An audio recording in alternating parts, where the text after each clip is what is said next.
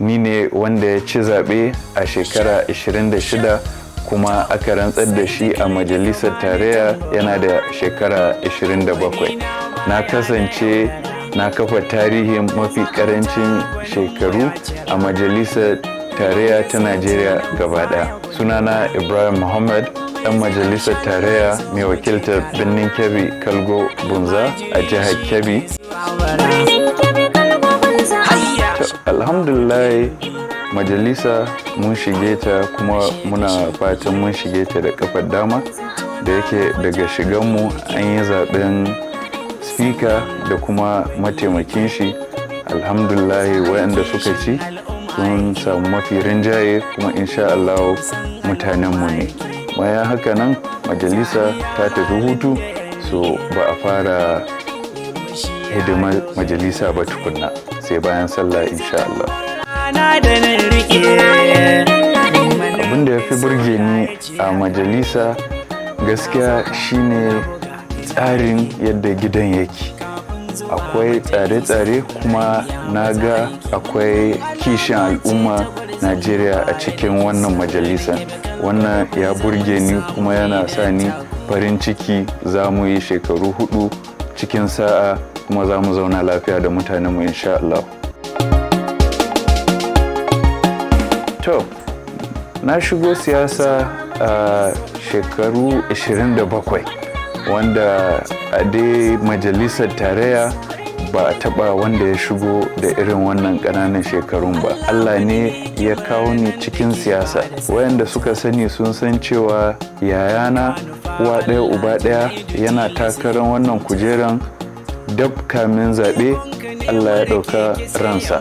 Cikin haka ne al'ummanmu ta ji wannan kishi da suke yi mai, za su mara mun, suka jawo ni suka sa na shigo na yi takara kuma ba su bani kunya ba, suka zaɓe ni har na kai ga wannan kujera. Gaskiya ban fuskanci wani ƙalubale ba tukunna. Gobe ta Allah ce, Allah kaɗai ya san abin da zai iya kawowa. Amma alhamdulillahi yanzu dai sai dai masu ganin ƙarancin shekaru, to su kuma ai su sani shekaru ba shine basira ba, shekaru ba shine ilimi ba, shekaru ba shine dama ba. Komai na Allah ne. Allah sai ya ɗauko wanda bai ma kai ni ba ya bashi in ya so. 'Yan majalisa gaba ɗaya da mu sababbin da tsofaffin gaba ɗaya kowa ya tarbe ni da hannu biyu, sai godiya gaskiya. Babu wani tsangwama, babu wani matsala gaskiya. Tuni dai a matsayina na matashi, abinda zan yi da zai bambanta da tsofaffin shugabanninmu shine zan koma cikin mutanenmu, cikin al'umma, in nema shawararsu, mu zama ɗaya da ni da su. Ni na kasance a matsayin wakili ne, don haka ba zan iya wakilci ba in ba a bani sako ba. Zan koma cikin mutane in ji koke-kokensu, sannan duk abin da zan yi zan zayyana musu, su ji su gani su san dalilan da ake musu kaza. Ina ganin kamar yin haka zai ba su dama su ma su shigo cikin tsarin kundin mulkin, su san me ake yi da su. Na yi tunani in yi haka ne saboda gaskiya mafi yawancin shugabanninmu na baya suna barin mu cikin duhu.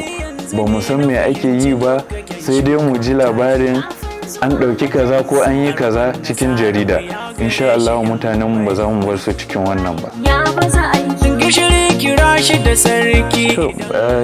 Mayan abubuwan da nake so in cimma a yankina matsayina na matashi suna da yawa. In na ce zan zayyana su, kila sai mun kwana a nan.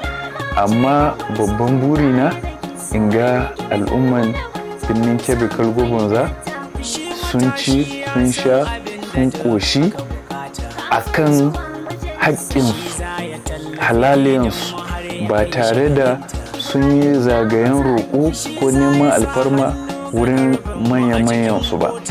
Ina da yaƙinin nan gaba kaɗan mutanenmu matasa maza da mata za su je makaranta, su samu ilimi na zamani, su samu ilimi na addini. In rashin lafiya ya kama su, za su je asibitocin da za mu gina musu su karɓa magani na zamani su koma gida su gode ma Allah domin sun samu lafiya. Sai kuma mutanenmu su fita daga siyasan a ba su kuɗi, kullum su zauna gaban shugabanninsu su karɓa kuɗi a fita batunsu. Yana cikin matsalolin da na fuskanta musamman lokacin kamfen. Mutanenmu kansu suka sa a gaba, a jihunsu suka sa a gaba. Ina da burin insha Allahu in canza wannan tsarin mulki ko tsarin siyasa a yankina, saboda ba shi zai kawo mana ci gaba ba. Akwai tanadi musamman na matasa wanda muke tsarawa, za mu kira shi HON Initiative. HON Initiative cikin tsare-tsaren shi ya tanadi mu jawo matasa, mu taimake su ta fannin ilimi na zamani, sannan mu taimake su ta fannin samun ilimin ayyukan hannu. Ba wai dole sai ka shiga aji na makaranta ba.